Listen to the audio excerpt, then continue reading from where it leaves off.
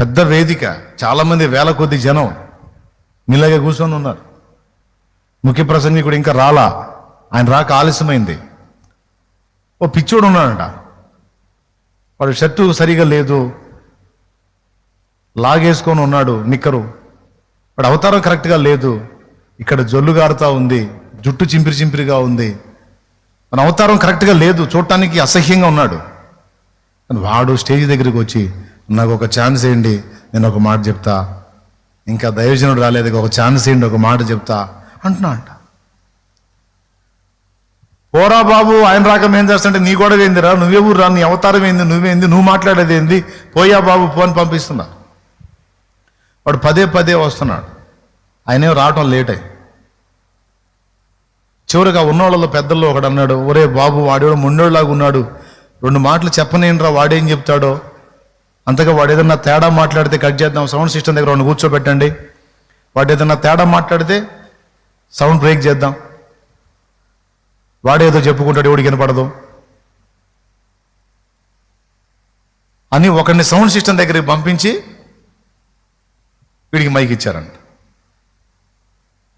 ముందు మొదలు పెట్టనియండి, వాడు తేడా మాట్లాడితే సౌండ్ ఆపుతాడు.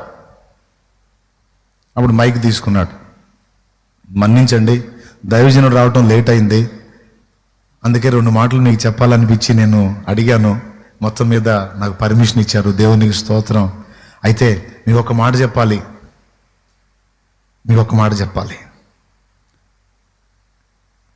ఇప్పుడు నన్ను చూడండి, నాకు సరైన వస్త్రాలు లేవు, నా జుట్టు చింపిరిగా ఉంది, నా చేష్టలు పిచ్చి చేష్టలుగా ఉన్నాయి, నా నోటి వెంట జొల్లు గారుతుంది, నేను చాలా మురిగ్గా ఉన్నా కదా అన్నాడు. అవునన్నాడు, చేతులు ఎత్తండి, అందరూ చేతులు ఎత్తారు, అవునరా బాబు నీ అవతారం చూడలేకపోతున్నావు అని. చాలా అసహ్యంగా ఉన్నా కదా, అవును అన్నారు. కానీ యేసయ్య నన్ను ప్రేమిస్తున్నాడు, అన్నీ బాగున్న మిమ్మల్ని ప్రేమిస్తున్నాడు, ఈ స్థితిలో ఉన్న నన్ను కూడా ప్రేమిస్తున్నాడు.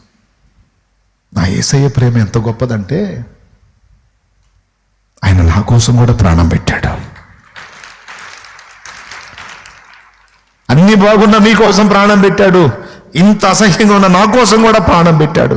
ఇది నా యేసు ప్రేమ అని మైకిచ్చాడంట. ఇంకంతే, ఎక్కడోళ్ళు అక్కడ పడి ఆడవటం మొదలు పెట్టారు. ఇంకో 100 ప్రసంగాలు ఎందుకు, అయిపోయింది, ఒక్కటే దెబ్బ.